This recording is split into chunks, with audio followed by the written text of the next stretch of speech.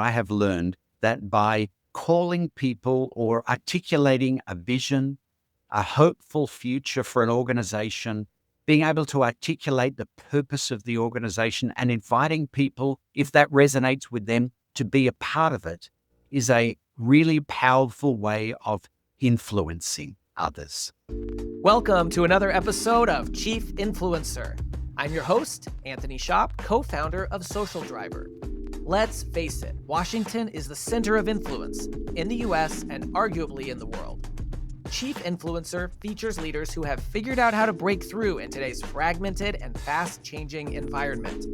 Social Driver teamed up with the Communications Board and the George Washington University College of Professional Studies to recognize these incredible leaders as chief influencers and highlight how they inspire and influence others. I'm thrilled to introduce today's guest, Dr. Matthew Naylor. As the president and CEO of the National World War I Museum and Memorial in Kansas City, Dr. Naylor, or Matt as I'll call him, leads America's official institution dedicated to preserving, interpreting, and making meaningful the legacy of the Great War. And this is a special interview for me because I can remember vividly visiting as a young boy with my grandpa. And so I know that it makes an impact on a lot of people's lives from a very young age. Now, before we dive into this conversation, I just wanted to share a few things that I think you should know about today's guest. Number one, Matt is a transformative leader who has redefined an incredible museum's reach and relevance. Since taking the helm in 2013, he's overseen remarkable growth of the National World War I Museum and Memorial. Attendance is up more than 60%.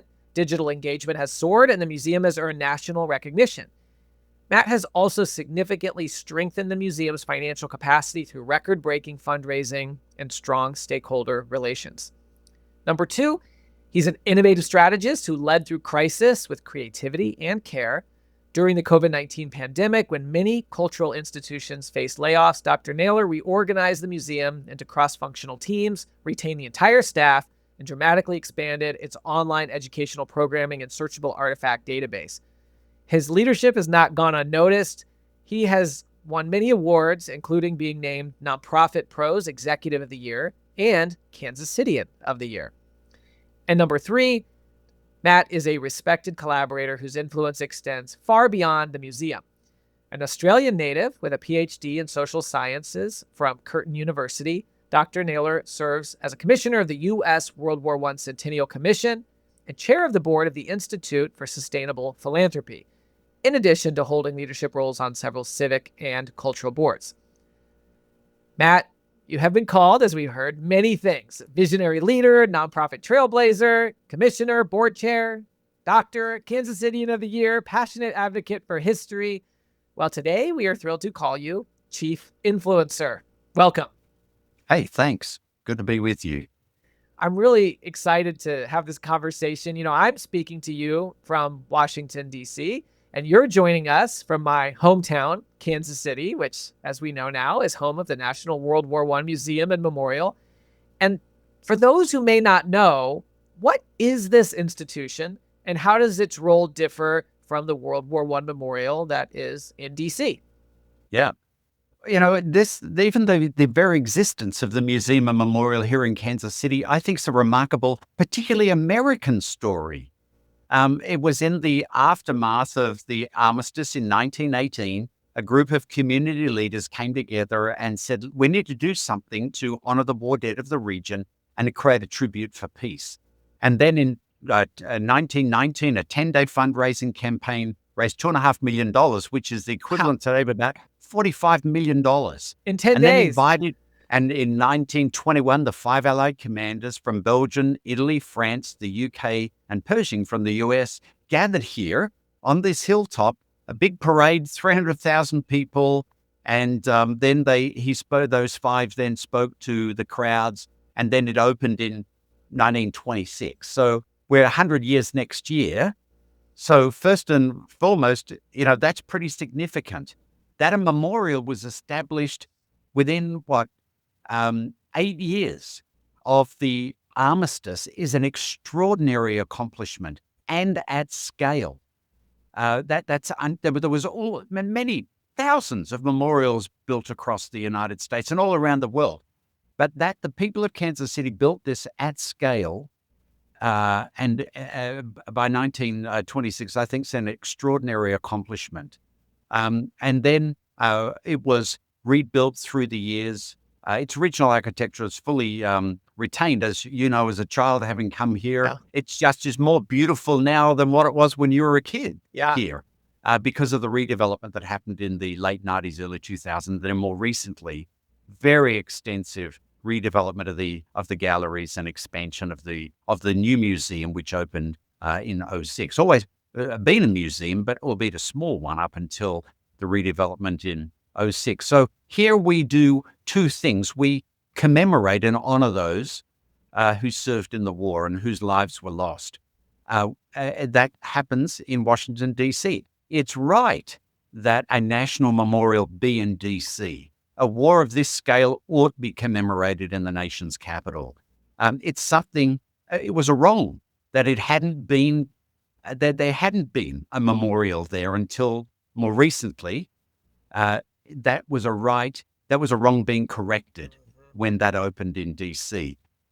But there's been a memorial here for many years, and the legislation by the Congress that established the memorial in DC also designated this place as a national memorial without federal support, still locally supported, and also as a national museum, again with independence of the federal government and federal funding, managed by locals, but at the scale or at the quality of a national or international institution.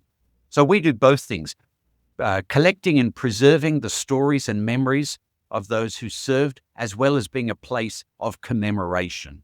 It's a remarkable place. And, like I said, I remember going, maybe I was 5 years old or something, and the monument itself, the memorial itself, is a tower that you can go up an elevator and to the top of. And there were periods of time, I don't remember exactly when I was younger, where you couldn't do that anymore. And then on the lower level, it was a small museum, but I can remember there was a kind of a foxhole experience that a kid could crawl through. Maybe adults could crawl through too, but I remember as a kid, it seemed kid size. And, that was part of it. Well, now, obviously, it's expanded so much. I mean, your museum really, you have an auditorium, you have an event space, you have incredible exhibits. And I've been thinking a lot about how a physical space can really influence people. The way I was influenced as a young person to just be curious about World War I and how that opened conversations with me and my grandfather about his experience in World War II. So I guess I'd like to know, as the leader, as president and CEO, what do you see as the museum's most important role in today's ever-changing world, both in preserving history and in shaping how people connect with it? And how does that tie into influence? Yeah. So I think that there's two fundamental responsibilities that we have here. The first is to honor those who served, and to recognize their courage and sacrifice. The second is to confess war's horror, to hold those two things in tension. And that's as meaningful and as impactful today as it is 100 years ago, it seems to me. Many people would say, Anthony, that the world now is more like the world of 1913 than it's been in the past, 112 years. So we explore what happened during those war years, this founding catastrophe, this time when the world really came undone and really was transformed, including the United States, came out of the war with a very different history, very different role than it did in entering the war. But we also explore its enduring impact, the way in which the world continues to be, was shaped and it continues to be shaped by those founding events of the early 20th century. And we do that then through our exhibits, our permanent installations, our change in exhibits, through the collection that we have, by our public programming and online resources, and so forth. Just yesterday at a staff meeting, our head of our AV team, Jake, presented to all the team what we do each morning when we open up the galleries. And what he did was he explored with us all the devices. That's to say there are lighting effects, there's speakers, there's videos, there's many interactives, all those that have to be turned on and then, or synced together. And I was blown away. There's more than 1,000 devices Oh, wow. in the main gallery.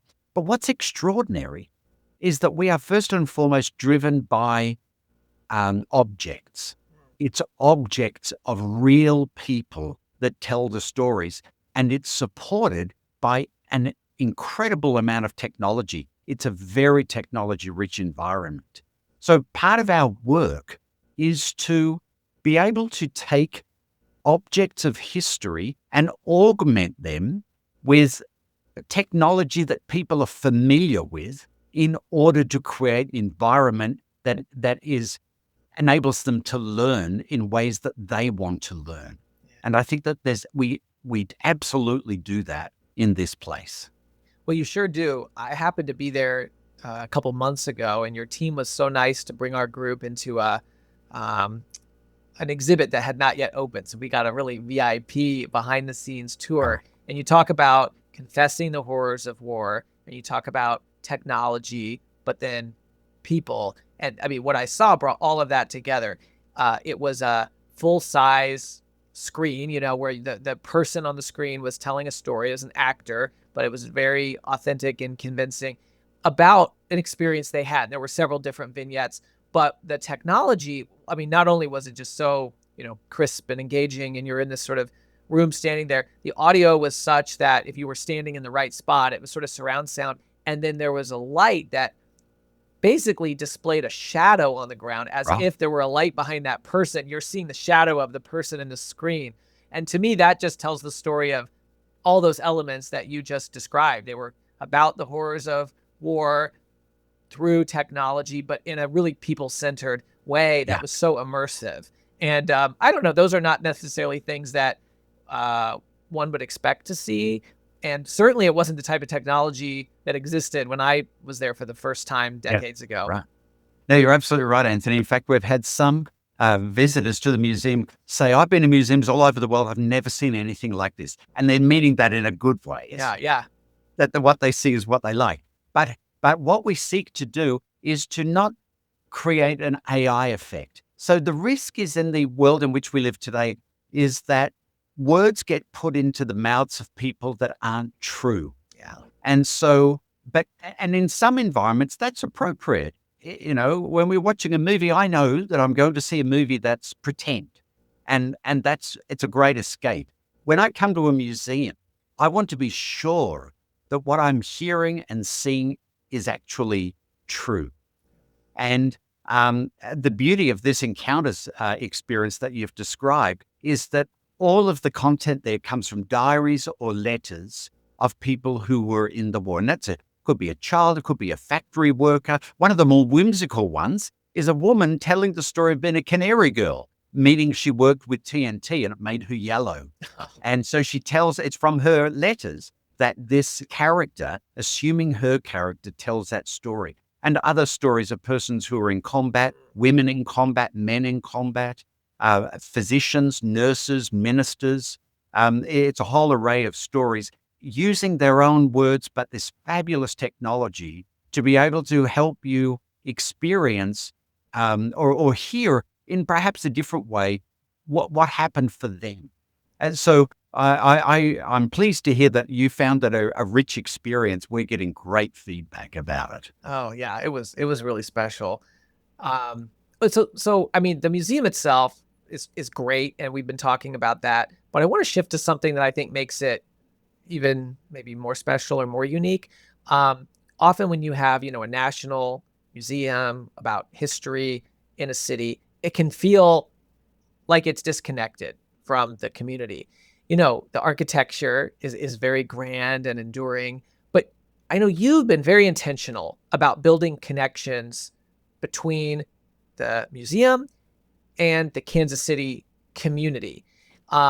And a lot of folks that we talk to on Chief Influencer and a lot of our listeners who are thinking about shaping public opinion and public policy, they know that communities across our country are really where we have to make the connections. That's where so much power lies. So I wonder if you could talk about why it's important that you've built those bridges with the community and some examples of how you've made that happen. Yeah. So let's, for everybody's benefit, describe a little of where we are and how we are. So in sort of the downtown part of Kansas City in the 29th block, 27th block, 47-acre park on a hill with the memorial at its highest point, large building, 220-foot tower with outbuildings, grand limestone construction in its understructure, a large museum. Lots of beautiful architecture, a lot of trees, parks, and so forth, with a road that runs all the way around opposite the Kansas City Union Station, a train station, which was one of the busiest train ports in the country. So that's geographically where we are. And through the years, it's always been a place of community, but it wasn't a place where everybody felt welcome.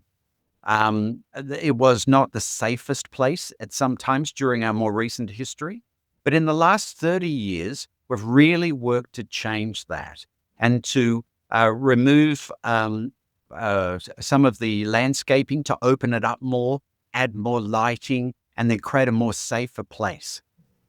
And it's really important to me that it be porous, that people feel like they belong here. So we really seek to do that in a variety of ways. We love it when people come here to work out. One day I was leaving the office and I came out, walked down to the parking lot by one of the docks where my car was, and there was an older woman running the stairs. I got chatting with her. She said she was 85. She's running the stairs, training for a marathon in Hawaii. Wow. How fabulous is that? It's common to see people running. We want them to do that. We want people to have fundraising walks on the grounds. We encourage that. We encourage people, if they're going to protest, to come and do it here. We have a freedom of speech, of course, that's expected, but you can come here and do your protesting here. We don't pick and choose who protests. People can do that here. We think that's consistent with the reasons for which we are honoring those who served in the war. Let me give coming out of COVID as a practical example of what we did. So, we're in lockdown, and then people are beginning to feel like they want to do some outdoor activities. So we said, well, let's create a picnic. Let's create fireworks around the 4th of July, but we don't want to do it on the 4th of July because there are some other celebrations. We don't want to be in competition. And so we created an event and loads of people turned out. Okay, so that was 5 years ago. And this past 4th of July, our Stars and Stripes, 91,000 people came out for a fabulous concert and a great free concert. Food trucks are there and a spectacular fireworks show. And we did the balloon globe for a number of years for the same reason. People are looking for ways to be together, to build community. Let this be one of those places to do that. We call ourselves Kansas City's front porch. When you want to have your family photos, come do it here. It's the most spectacular view of the city. Do it here. If that's what you want to do, you're welcome any time of the day or night. 2:00 in the morning when you're coming from the airport, picking up friends and you want to show them the city lights, come here. It's safe. It's all lit. You can do that from here. So it's sort of a paradigm that we've adopted. And then that's the lens through which we seek to look to make this as an hospitable place as possible, as porous as possible. It's their place. It's the people's place. And it honors the values of democracy, of honor, sacrifice, courage, and patriotism. They're carved into the guardian spirits at the top of the memorial. And so what better place to be in community than to be on the grounds or at the memorial? So it's sort of core to who we are. I think that it's an extension of the community spirit that created this place 100 years ago. And it's in our DNA of who we are today. That is so cool. And as you talk about some of the events like the Stars and Stripes picnic, to me, it almost feels like it is the equivalent of the National Mall in Kansas City. Yeah. It's like your version of it because there's the Capitol Fourth, event Right. there, which is free and has a concert. I don't know. Do you ever think of it that way? Yeah, in fact, architecturally, when you come into these through the south gates, it's it's a driveway that runs down either side with a mall down the middle. And I like to think of it as the National Mall of the Midwest. Ah, Because it's very beautiful and it's landscaped, the grass is beautiful and people love to be on those grounds. They love to be, in amongst the trees having picnics and so forth. yeah. So, yeah, I think that there's some similarity, isn't there? Yep. And then, You have things better like the parking though. Chiefs Parade and the Royals Parade, Yeah. they all happen here. Or the bulk of the people are here, even though the stage is off property. Yeah. They gather on the grounds, and it's so fabulous. When the Royals won, we asked the question. It had been many years since the Royals had won before, and people though talked about the parade. And so the conversation that we had here is how can we serve the public? How can we make their experience and their memory of the parade in 2015 as vivid as the previous time, a generation before? And so we were open. So we had a lot of people using our restrooms. So it was probably the best bathrooms in the whole area. But it was just a sea of people all day long. And, a couple of 100,000 people on the North Lawn. So fabulous. And that's true then also of the Chiefs parades or the rallies as well. That, it's about being the front porch. We want to be the host of the people. Well, and I really think that's such an interesting way that you approach it, thinking about they're going to have this great experience. How do we help them make it as memorable as possible and do it in a way that you're not the center of the story, but you can be a little part of the story, because sometimes brands try to take over and make it all about them versus say, hey, it's their story, it's their moment, it's their thing. But maybe there's something we could do to add value so that we become a little part of that. They remember us in a nice way. I'd love for you to say a little bit more about that, because I think that's maybe a paradigm that others in different industries even can think about in terms of the work they do. Yeah. I think that it's right. I don't want to be the central character in the event, but I think that to the degree to which we're able to be a character makes a world of difference. I have people tell me that they were here in 1926 as a child. Some people have photographs of as a child on their great grandfather's shoulders when President Coolidge was here opening the place in 1926. Wow. And then we have people like you telling your story of coming here with your grandfather. There will be people who will tell those stories of being here for the Chiefs Parade, or that they had their marriage proposal here, or they had their prom photos here. So it's about being a servant to the people, being a host of people. We're part of the story that then we're remembered in such a positive, emotional way. So I want people to have an emotional connection to the work of the museum and memorial, because then I think that our work is remembered differently. Our brand is remembered differently than if we are too much about trying to control what's going on. So, and too much wanting to be the central character or the star of the movie. They're the star. We want to be the supporters. So I think I'm hearing there, Matt, is that by bringing this sort of service mentality, it allows you to make deeper emotional connections and perhaps broader connections with so many more people. And by doing that, that serves your mission. And so that approach really helps you to expand the influence that you have as an organization. And as you've built up goodwill through these different activities and you've built that emotional resonance, could you talk about how that has expanded your influence and what your organization can do with that influence? Yeah. So one of the core questions that we're leaning into for America's 250th and our 100th is central to the values which are expressed in the memorial. And it's this: our forebears put their shoulder to the wheel. That's to say, our great-grandparents and grandparents' generation, in order, in Woodrow Wilson's words, to help make the world safe for democracy. A question that we're going to be leaning into in the future is, what are you doing to help your communities, to help your families build up the sort of environment that people that makes life better? So it's not just about military service. This place honors those who gave military service, but the story is much bigger than that. It's a story of courage and sacrifice, of honor. It's how people got involved in community pursuits, what they did in their to make their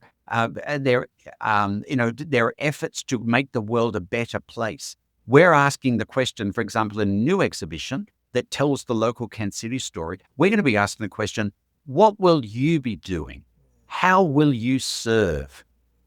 I think that's a really powerful call for America's 250th. When we're in an environment that somehow we feel we've maybe sort of lost our way a little bit, and that we're fairly polarized. But there's, I think, a core narrative that can, at a higher level, call us to say, what might I do to help make my school better, my community better, my workplace better? What small things can I do? And that's an outgrowth of the mission here. Yeah. Maybe we might not in the past have considered a national memorial for those who served in the war as asking those questions. But it comes from, firstly, our deep sense of mission and the values that guide us, but also the influence that we have. We think that we're able to have influence in the community that calls people to service at a time where many of us are asking, what might I be able to do to change the environment? Yeah. And we think that we can contribute to that. So, we seek ways of doing that in the community, in the Kansas City community, and far beyond, in our online programming, in our curriculum resources that we provide at no cost to schools and so forth as well. As you talk about this kind of expanded mission, what can you do? What role can you play? Yeah. How can you serve? And it obviously is really centered around military service, but goes far beyond that. Wow. I know you've really innovated in how you've developed some, what I would call unexpected partnerships with different organizations or different topics to bring people in to feel really welcome, as you described. Could you talk about some of those? Because I find them really fascinating. Sure. So, we had this paradigm shift away from it really being focused just around what happened during those war years to continue to explore the war years, but to examine the enduring impact of the war. There's not a day that we don't wake where we're dealing with issues that arise from decisions made during the war. And this is good and bad things. It's not just the tragedy of the war, but it's the incredible medical and technology developments. When I have my little skin cancers cut off, it's the plastic surgery that was developed in World War I that I'm benefiting from when my dermatologist is sewing me up.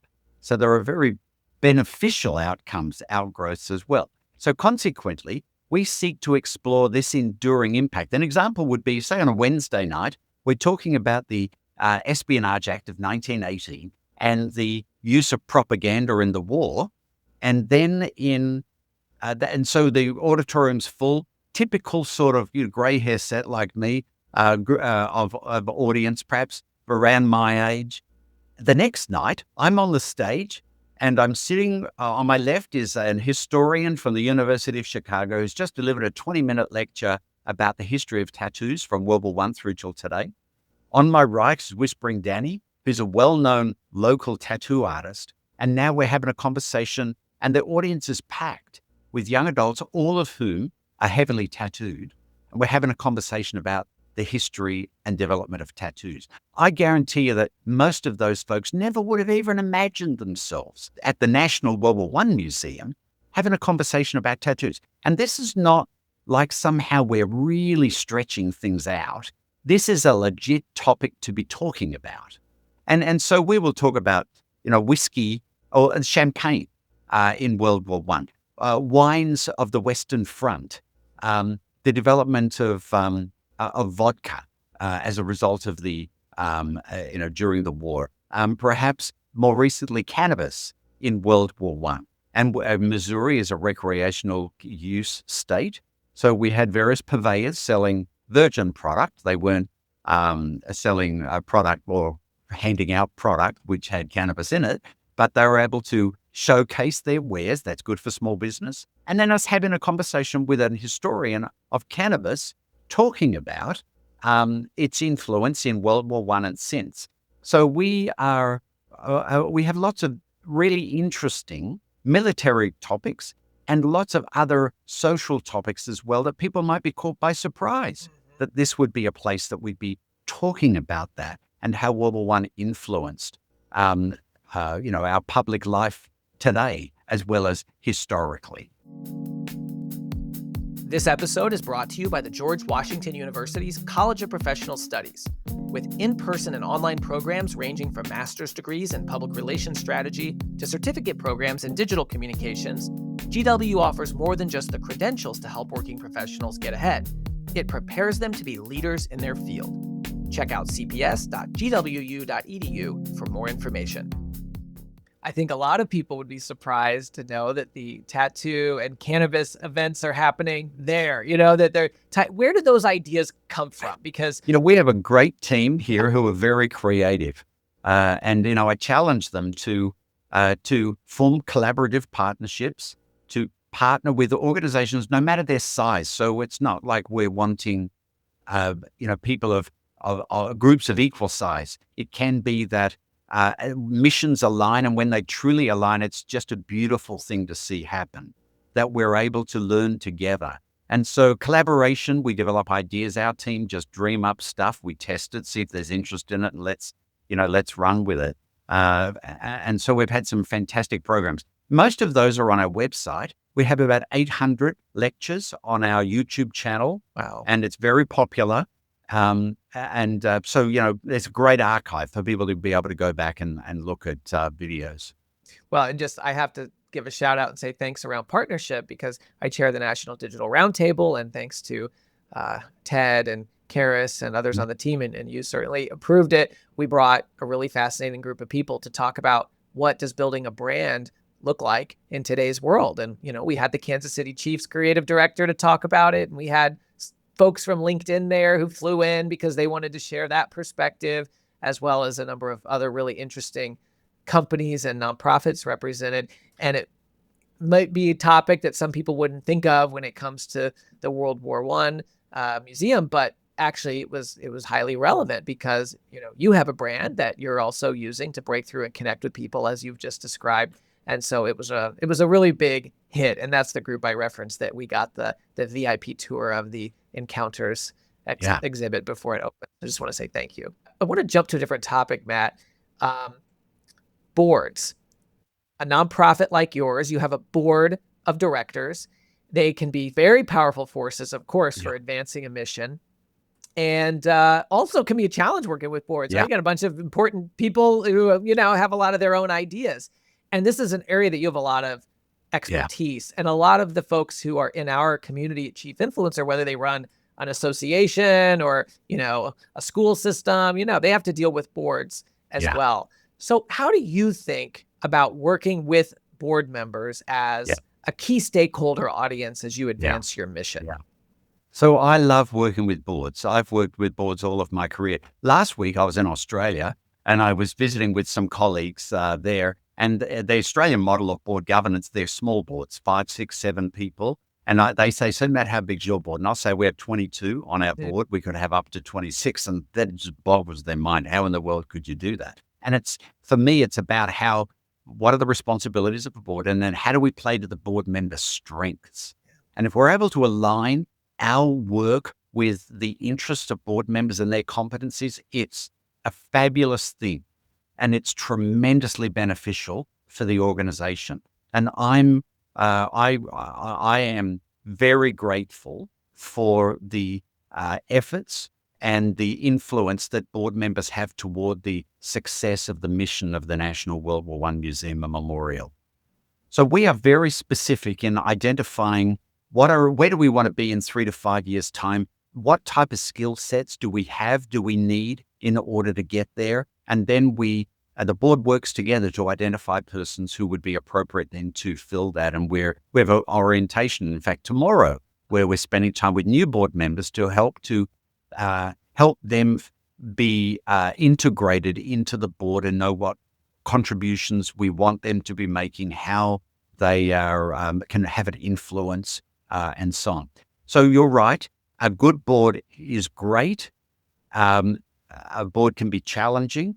And so giving attention to the board and helping bring alignment can bring exponential impact for an organization. Let me give you an example of a board member. A couple of years ago, a board member who was a leader in a major financial institution, and they were wanting to build their brand. They were also very generous in supporting the museum and memorial. A very specific way in which we worked with that board member was to, at their major sponsorship events, rather than it being about them, they made those sponsorships about us. And so at the Sporting Kansas City games, they would run videos at halftime about the work of the National World War I Museum and Memorial. They would, when they had suites at the Chiefs games, they would allow us in the owner's suite, for example, to bring some of our donors, that we'd be able to do donor cultivation. And then maybe some of the advertising space that would run around on the boundary, they would give up some of that to the work of the museum and memorial, or at a Royals game. So an extraordinary leveraging of assets that the organization had for the benefit of the mission of the National World War I Museum and Memorial. And it was because of the influence of that board member. It was only because of the influence that we were able to do these things. Fantastic contribution. So it wasn't about that company writing us a check. It was about using their assets for the benefit of our mission, and they were in alignment. So it worked fantastically. So that's an example of how everybody benefited from that.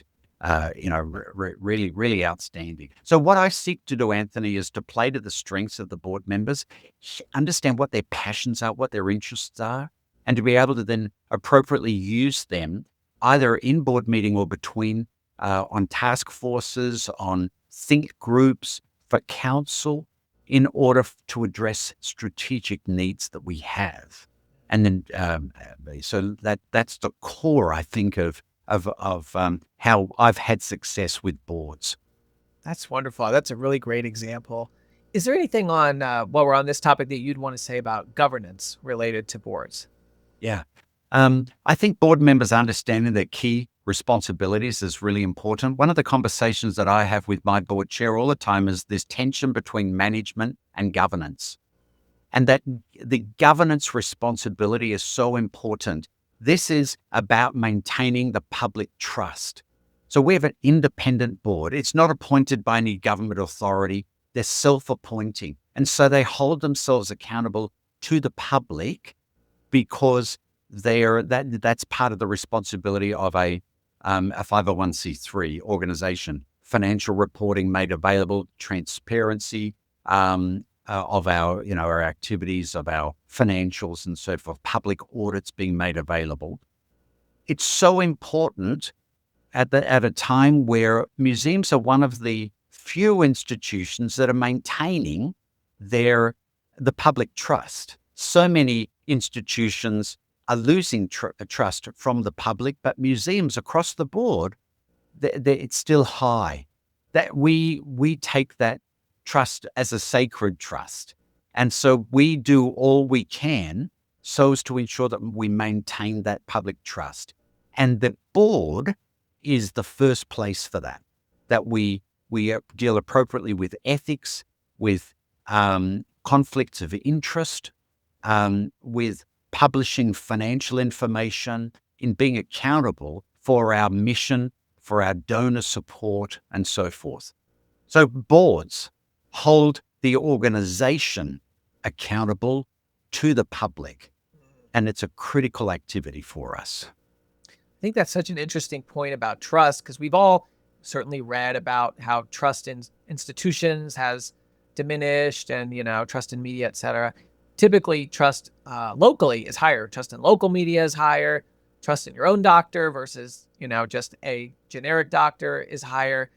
And with museums, it's really interesting, particularly when you play such an important role in the community to continue to cultivate and maintain that trust. And it makes me realize, as you discuss all those partnerships that you've developed with different organizations for different events and the walkathons and, the opportunities, you're in each one of those cases, you're allowing those organizations to borrow some of your trust, right? Because you've built it up. And that is an incredible gift, more than even just the space that you provide.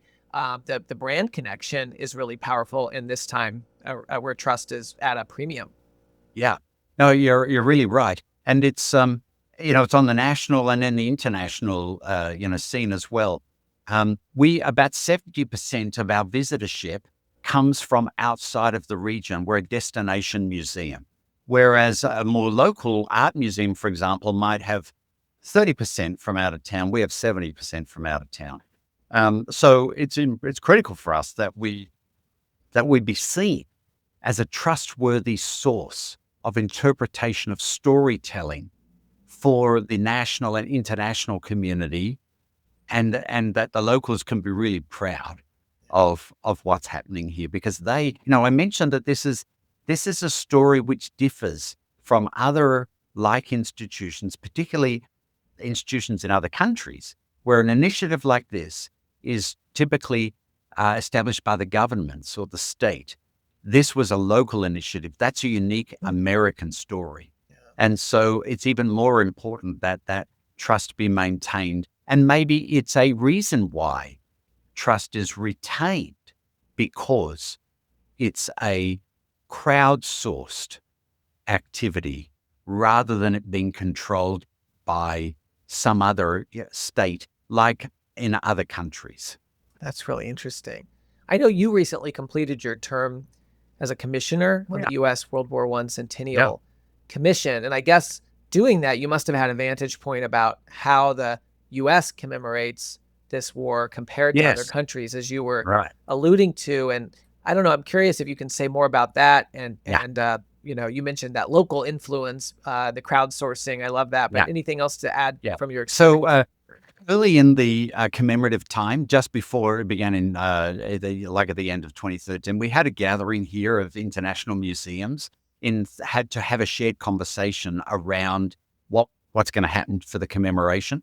And so each country went around and said how much the country was contributing, what they were committing. And some of them were in the $50, $100 million range, massive. French, the Australians, the Brits, the Canadians, and so forth, big dollars.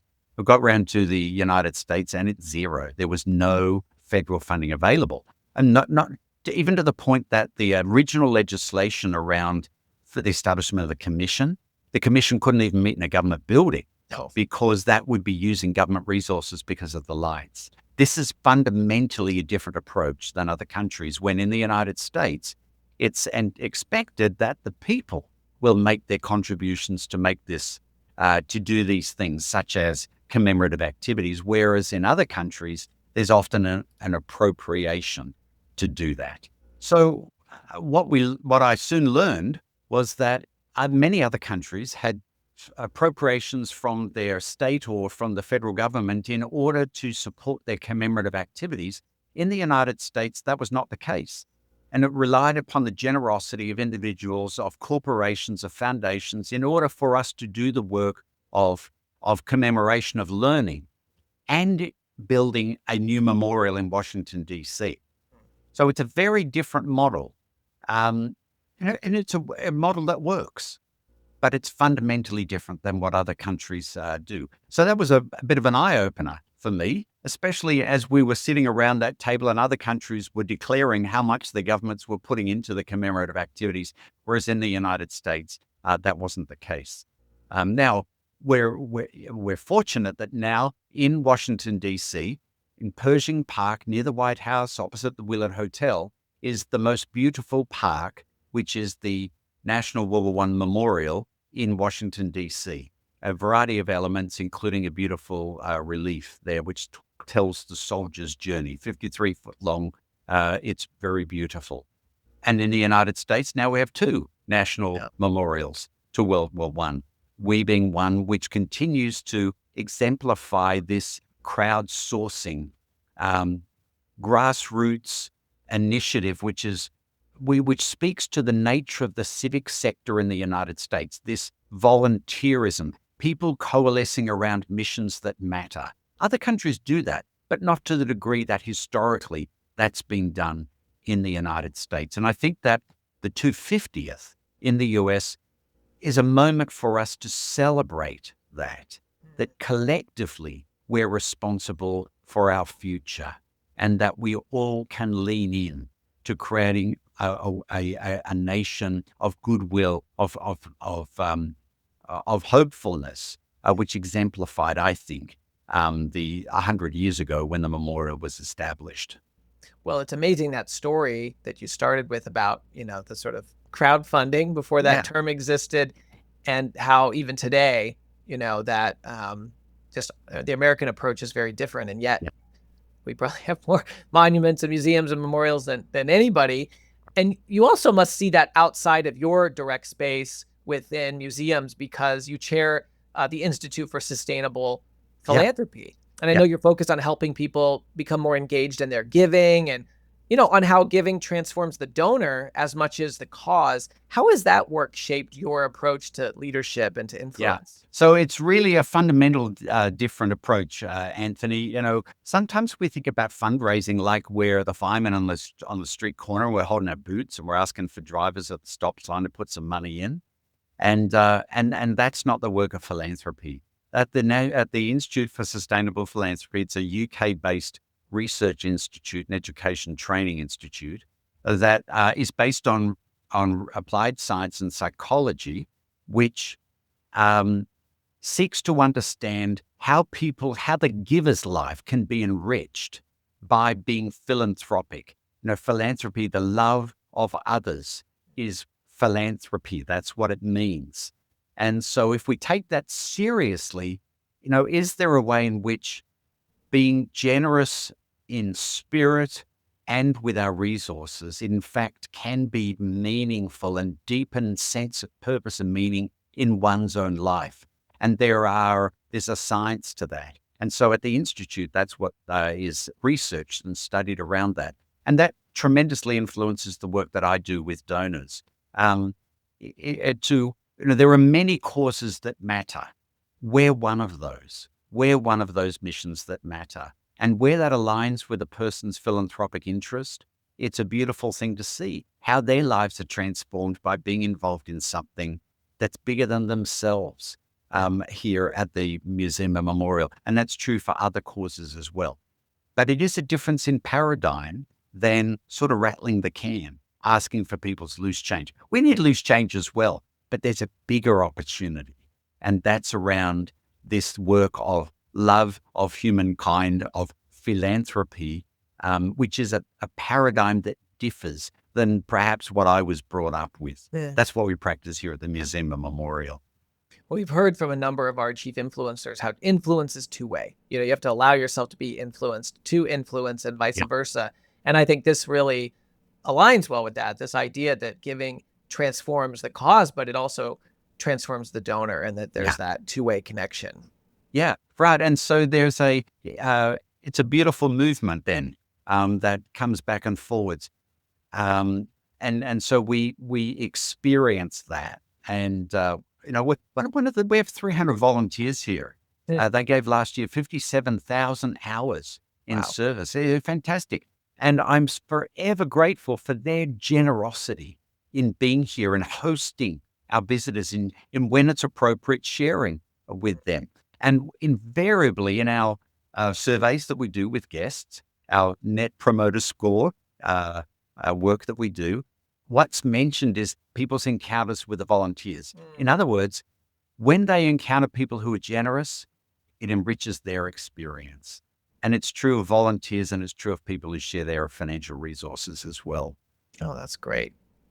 One thing I just want to pick up on really quick that we've talked about is some of the language that you've used very intentionally. Matt, you've talked about the museum as Kansas City's front porch. You've talked about making it porous and how you connect with the community, that you've had events like your Stars and Stripes picnic in the shadow of the monument. You must think a lot about language as a tool for inspiring, because you use such just vivid and well-crafted language. And I'd just love to hear your thoughts on that. Does it come naturally? Yes. So it's true. It's not for the purpose of manipulation. It is how is it that we can really connect to people's hearts as well as their minds. And so I will seek to find phrases that are descriptive, that do that. And so it's very intentional. But I'm cautious in saying that because I don't want to come across like I'm a slippery, manipulator.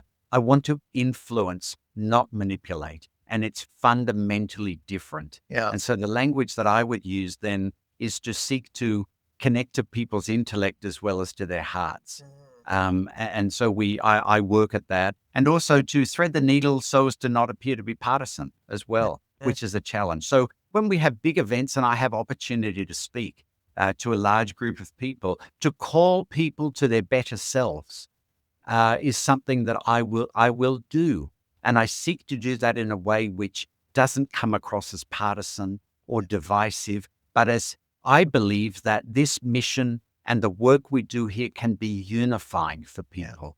And so the use of language is so important. We're very careful about the use of language so as to make the table bigger rather than smaller.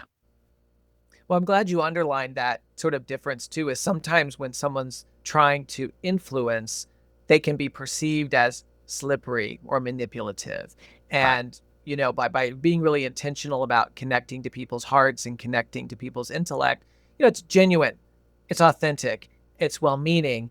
And so then, it's not, that's not the intention. So it doesn't get perceived that way. But coming up with language carefully is so important. One of our other guests, the CEO, said, sometimes being the CEO is being the chief reminder officer, because you have so many different groups you have to talk to, and you have values, and you have strategic plan and goals, and you have to keep reminding everybody what those things are, because people don't just memorize something after they hear it one time. And so you have to find those ways of communicating, and then you have to repeat them, and you have to keep reminding people. And I think that's probably part of that, with that very careful language that you've crafted. I think so. I see part of my role as being the chief storyteller of the organization. Yep.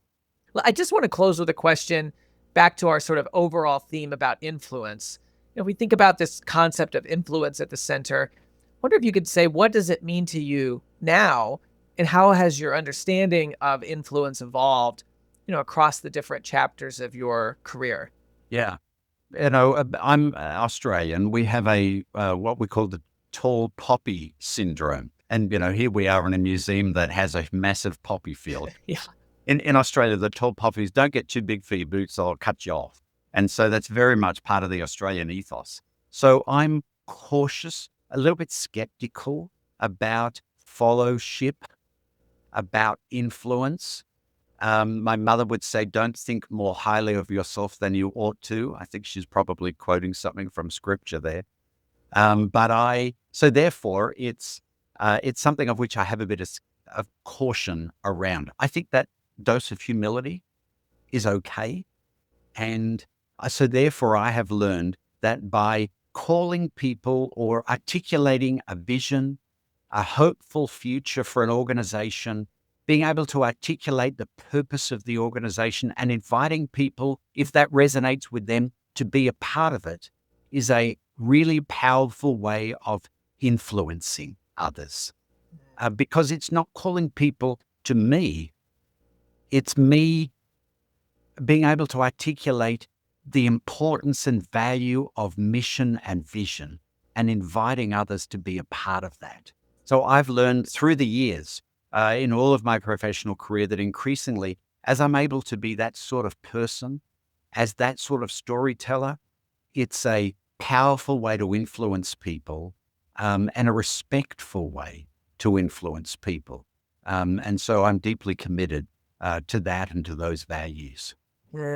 I love that. Yeah, you are a wonderful chief storyteller, and we got to cover so much ground in today's conversation, hearing about the incredible work you're doing in Kansas City with the National World War I Museum and Memorial, launched nearly 100 years ago through crowdfunding before we ever even knew that term. 10 days and millions of dollars, what would be tens of millions in today's equivalent. And of course, commemorating the war and the lives lost and the service. But also, what just really is so impactful for me to learn from you, Matt, is how you've expanded that mission in such a positive way to include so many people where they feel welcome and they feel like they belong, inviting them to come at night to have their fundraisers, organizing events like your Stars and Stripes picnic, where you had 91,000 people there in the shadow of the monument to be able to celebrate in the Midwest's National Mall. And when I think about some of the lessons we learned that I think any of us could take back as leaders or as communicators or as influencers, this idea of making the experience porous, making your brand or your organization porous so others can create memories that, you're just a part of, that you're not at the center of necessarily. And certainly you've done that well with the celebrations around the Royals and the World Series and the Chiefs parade. But you've also brought in some unexpected partners.